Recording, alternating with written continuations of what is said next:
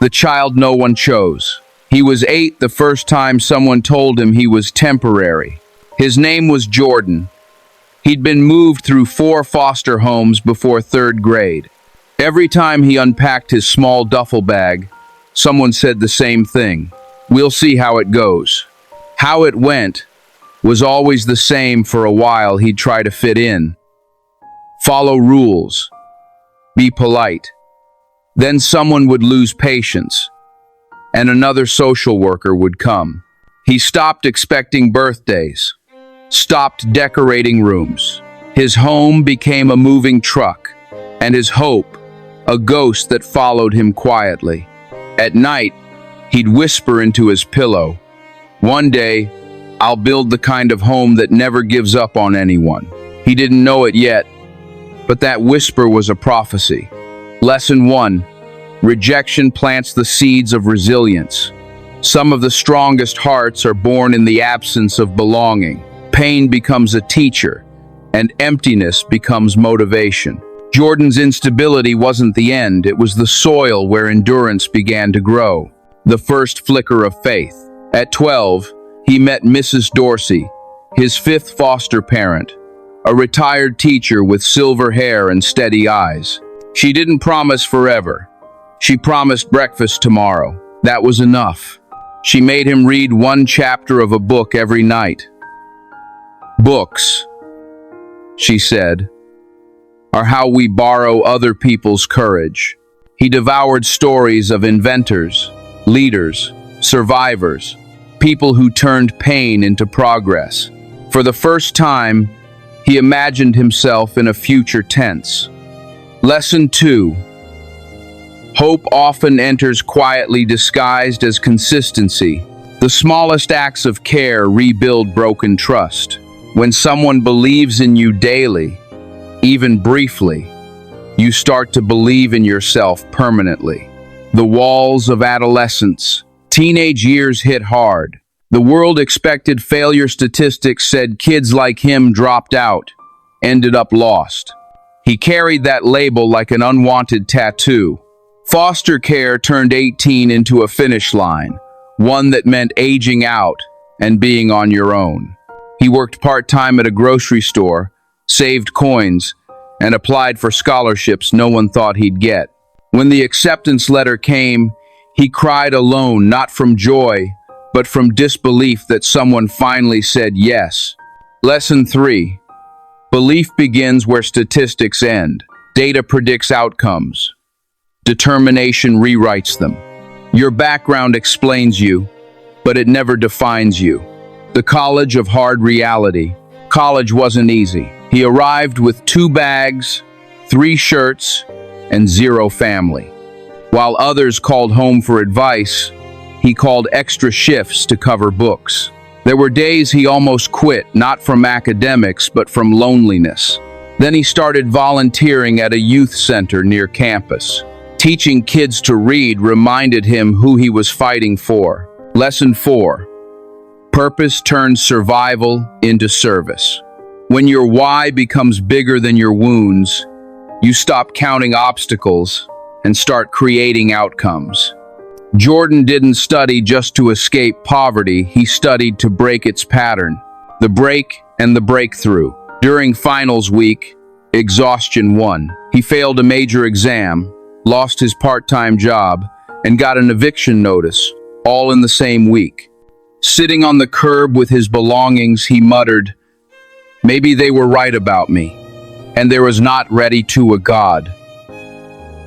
But then he remembered Mrs. Dorsey's voice. Books let you borrow courage.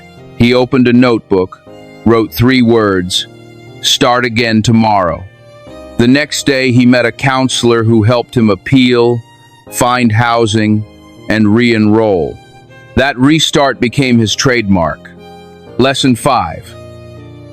Rock bottom is the classroom of reinvention.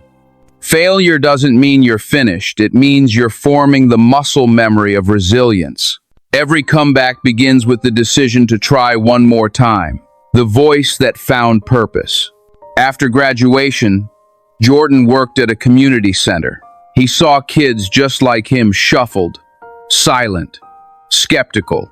One boy asked, "Why should I listen to you?" Jordan smiled. "Because I was you." That day, he started the Anchor Project, a mentorship network for foster teens. It began with 5 kids. Within a year, Lesson 6. Your story is a bridge, not a burden. The experiences you hide in shame might be the exact lessons someone else needs.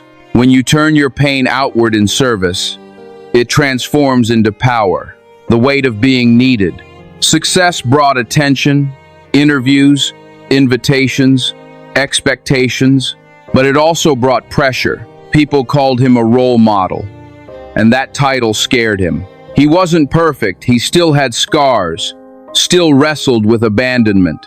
One night, he wrote in his journal, "Maybe being a role model isn't about having it all together.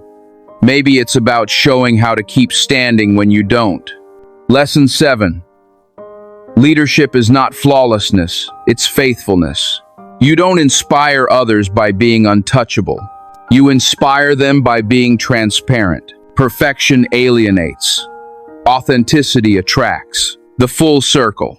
At 28, Jordan received a call. Mrs. Dorsey was in hospice. He rushed to see her. She smiled faintly. "You kept your promise. You built that home." He realized she meant the Anchor Project.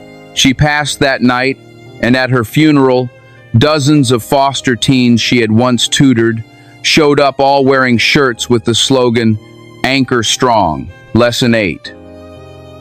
Legacy isn't built by years, it's built by impact. The best way to honor those who believed in you is to become the reason someone else believes in themselves. The ripple effect. Years later, his organization expanded nationwide. He partnered with schools, created scholarships, and trained mentors. A former student wrote him, "You saved my life. I was going to run away, but your story made me stay." He printed that letter and framed it above his desk, not as pride, but as proof that pain can produce miracles. Lesson 9. Influence isn't about followers, it's about footprints. The mark you leave on hearts will outlast the one you chase online.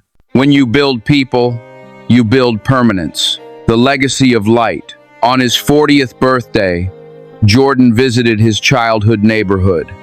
The same cracked sidewalks, the same tired buildings.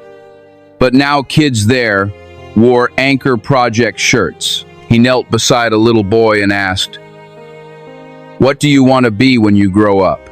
The boy grinned. "Like you, someone who helps people." Tears filled Jordan's eyes. He finally understood. The boy didn't want to escape his story.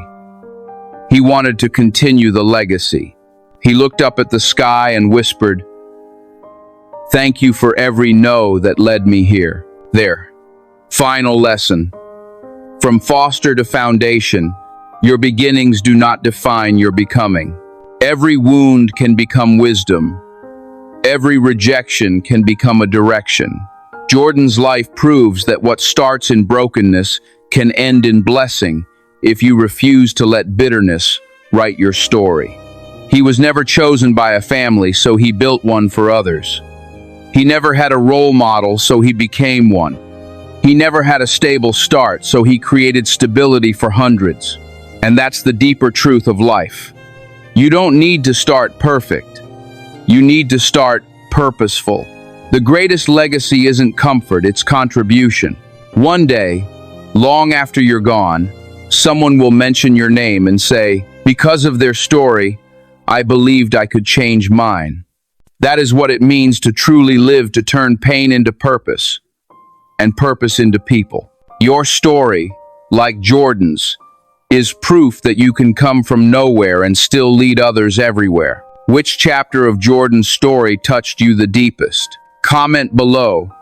Your words might ignite hope in someone who's still fighting for belonging. Subscribe to Motivational Dose for more true stories of transformation and courage. Turn on notifications so you never miss your next long-form journey of inspiration. Share this story with anyone who grew up feeling unseen. Remind them they can become the light they once searched for.